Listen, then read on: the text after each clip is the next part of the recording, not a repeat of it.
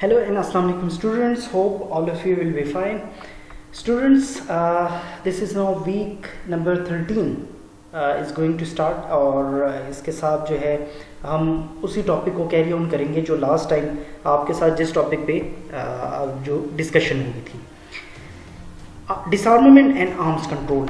ये बेसिकली आपका टॉपिक था और इस टॉपिक पर हमने डिस्कशन की थी और इसके बारे में मैंने आप लोगों को बताया था कि बेसिकली आर्म्स कंट्रोल और डिसआर्मामेंट का या डिसआर्मामेंट एंड आर्म्स कंट्रोल का जो बेसिकली बैकग्राउंड है वो क्या है और इसका मीनिंग क्या है, इस कॉन्सेप्ट का मीनिंग क्या है और इसके साथ इसको क्यों जो है वो बैनुल अक़वामी ताल्लुकात में मीन्स इंटरनेशनल रिलेशंस में या इंटरनेशनल पॉलिटिक्स में और स्ट्रेटेजिक स्टडीज़ में जो आपका टॉपिक है उसमें इसको जो है पढ़ाया जाता है।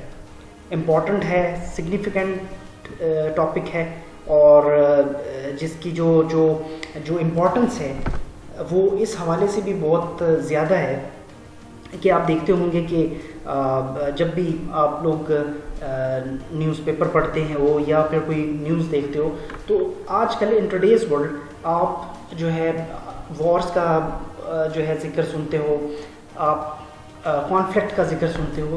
तो बेसिकली इसमें जो कॉन्सेप्ट है आपका डिसआर्मामेंट एंड आर्म्स कंट्रोल का भी आता है कि जिसके पास ज़्यादा वेपन होंगे जिस कंट्री के पास, तो उस कंट्री का जो असर है over the political affairs of the other state वो ज़्यादा होगा। इनफैक्ट ये बात किसी हद तक दुरुस्त भी है क्योंकि with the passage of time state को सरवाइव करना है, स्टेट की सोसाइटी को सरवाइव करना है, तो आपका सर्वाइवल और स्टेट का सर्वाइवल इसी में है कि आप अपने स्टेट को डिफेंसिव पॉइंट ऑफ व्यू से या ऑफेंसिव पॉइंट ऑफ व्यू से, ये दो कॉन्सेप्ट याद रखिएगा, डिफेंस एंड ऑफेंस दोनों ऑपोजिट हैं।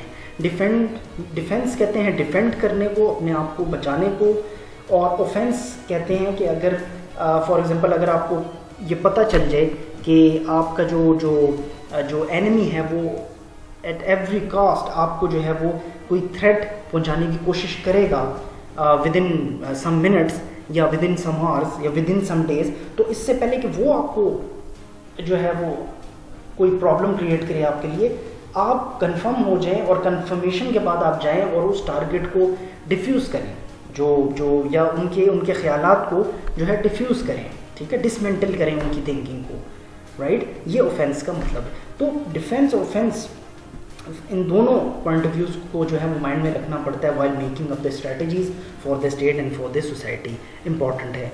इसीलिए जो है आप डिफरेंट वेपन्स को जो है मार्केट में लाया गया, डिफरेंट इक्विपमेंट्स को मार्केट में लाया गया, और जब आर्मामेंट और डिसआर्मामेंट का जो कॉन्सेप्ट आता है तो सबसे पहले आर्म्स का कॉन्सेप्ट आता है कि जो आर्म्स हैं with the passage of time, जब दुनिया जो है वो मॉडर्न वर्ल्ड में जो है उसकी एंट्रेंस हुई और इंटरनेशनल पॉलिटिक्स जो है वो चेंज हुआ, उसने न्यू डायमेंशन ली, तो नए नए कॉन्सेप्ट आपके पास आए।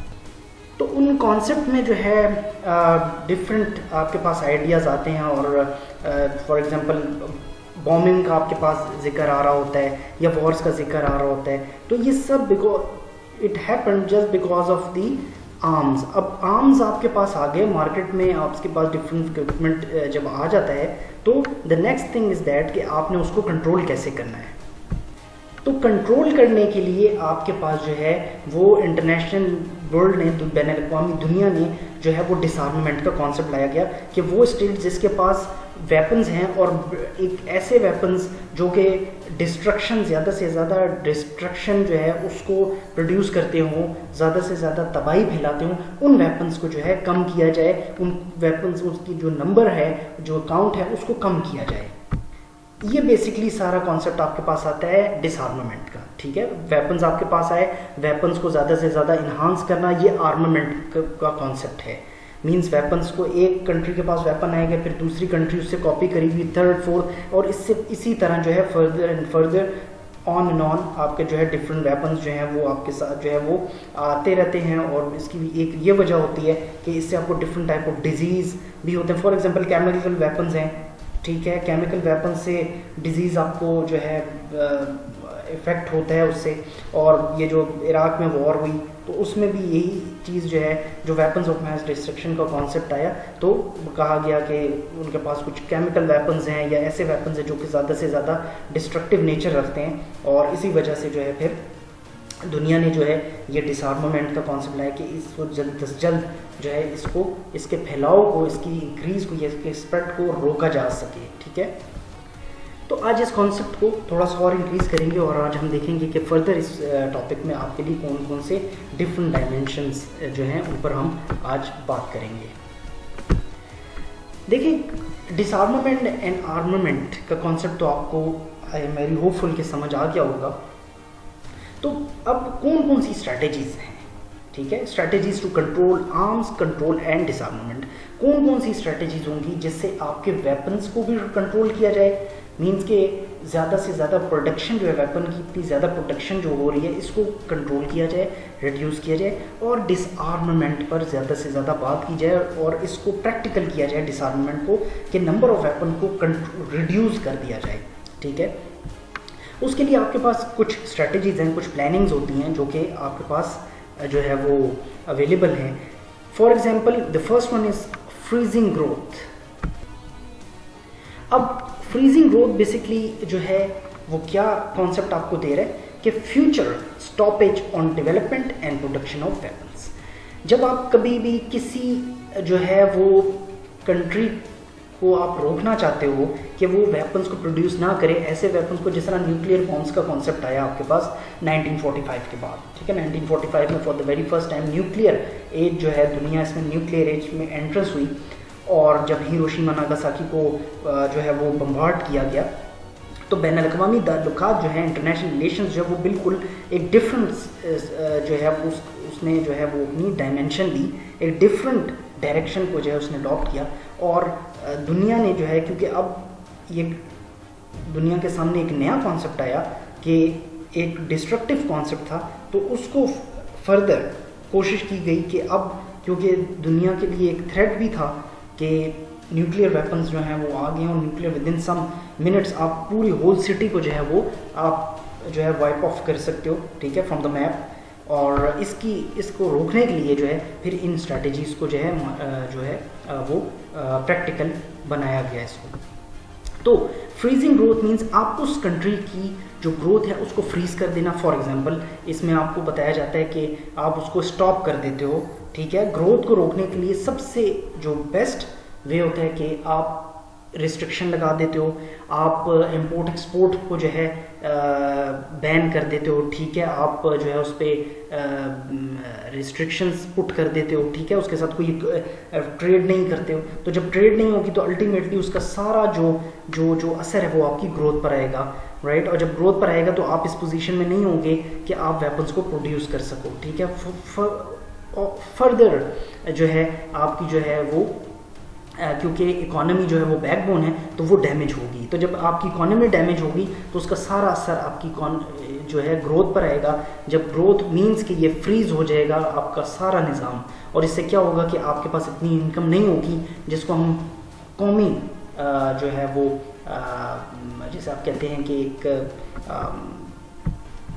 जिस तरह एक कौमी ख़जाना होता है, ठीक है, एक नेशनल इनकम होती है किसी भी स्टेट की, तो वो जो नेशनल इनकम है वो फ्रीज़ हो जाएगी। जब वो फ्रीज़ हो जाएगी, आपकी इंपोर्ट एक्सपोर्ट ख़त्म हो जाएगी, तो आप जो है डेवलप नहीं कर सकते, वेपन्स की प्रोडक्शन नहीं कर सकते। ठीक है, एक तरीका तो एक ये तरीका है जो आपके सामने इस वक्त बताया गया। दूसरा तरीका जो है रिडक्शन का है।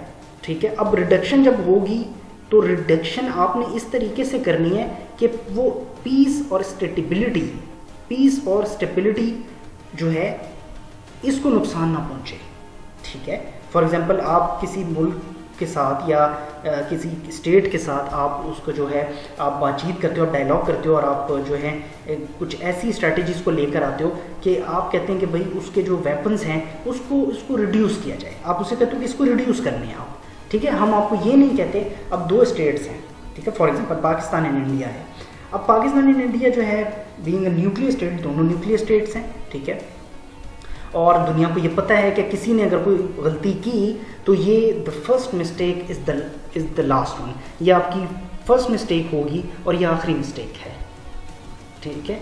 जिस तरह आर्म फोर्सेस में एक प्रोवर्ब यूज़ किया जाता है कि your first mistake is the last, आपकी पहली गलती ही आखिरी गलती है, ठीक है।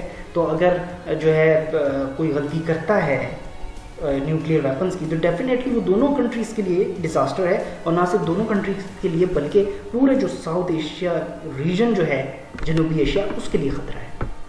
इसीलिए दुनिया ने जो है वो डिफरेंट ट्रीटीज़ को जो है कोशिश की गई उसको साइन करवाया जाए। पाकिस्तान ने इंडिया को भी कहा कि भाई आप ट्रीटीज़ को साइन करें, जो कि हम आगे पढ़ेंगे, CTBT, NPT and so on. उससे उसका ये मतलब है कि आप अपने वेपन्स को जो है प्रोडक्शन को रिड्यूस करो, आप वेपन्स को रिड्यूस कर दें। हम आपको ये नहीं कह रहे कि आप वेपन्स को जो है वो तबाह कर दें, डिस्ट्रॉय कर दें, आपकी सिक्योरिटी के लिए ओके फाइन, लेकिन आप इसके नंबर रिड्यूस करें। फॉर एग्जांपल अगर एक स्टेट के पास 100 वेपन्स हैं तो आप 100 की बजाय 40 वेपन्स रख लीजिए, ठीक है, 30 वेपन्स कर दीजिए, लेकिन इतने वेपन्स ये एक सिक्योरिटी, अल्टीमेट सिक्योरिटी थ्रेट भी हो सकता है। तो आपने उनके साथ पीसफुल बात की आपने, ताकि आपकी जो पीस है और स्टेबिलिटी है ऑफ द रीजन, उसके लिए कोई प्रॉब्लम ना बने, एंड एज वेल एज उन स्टेट्स के लिए कोई प्रॉब्लम ना बने। तो आप ये जो रिडक्शन का इशू है पॉइंट, इसके थ्रू पर आर्म्स कंट्रोल एंड डिसआर्मामेंट को जो है वो हाईलाइट करते हो, ठीक है। ओके, नेक्स्ट जो आपके पास कॉन्सेप्ट आता है जिससे आप आर्म्स कंट्रोल को और डिसआर्मामेंट के कॉन्सेप्ट को कंट्रोल करते हो इन दोनों फिनोमेनस को, that is the evolution, right. Evolution जो है basically elimination of nuclear weapons, right. इसमें आप जो है इस एवोल्यूशन के तहत आप जो है एलिमिनेट करते हो, ठीक है, न्यूक्लियर वेपन्स को, राइट। अब मैंने आपको पहले भी बताया था कि जो न्यूक्लियर वेपन्स हैं उनकी नेचर जो है डिस्ट्रक्टिव नेचर है, ठीक है, चाहे वो कोई केमिकल बॉम्ब हो या वो nuclear bomb, for example plutonium है या आपके पास यूरेनियम है, राइट। तो ये न्यूक्लियर जो है इसकी नेचर है, ठीक है। तो इनको ख़त्म करने के लिए जो है बेसिकली आप जो है कोशिश करते हैं कि इन जैसे वेपन्स को ख़त्म करने के लिए आप जो है इस एवोल्यूशन का सहारा लेते हो और कोशिश करते हो कि इसके थ्रू पर आप जो है न्यूक्लियर वेपन्स को कंट्रोल करो और न्यूक्लियर वेपन्स को जो है वो ख़त्म किया जाए। सो स्टूडेंट्स, आज के लिए इतना ही काफ़ी है। अगर इससे रिलेटेड आपको जो है कुछ बात समझ ना आई हो, कोई पॉइंट क्लियर ना हो, तो आप मुझसे you can ask me in the WhatsApp group and as well as on the Google classroom. आप वहाँ भी मुझसे पूछ सकते हैं and I will please to answer your questions. So thank you and have a nice day.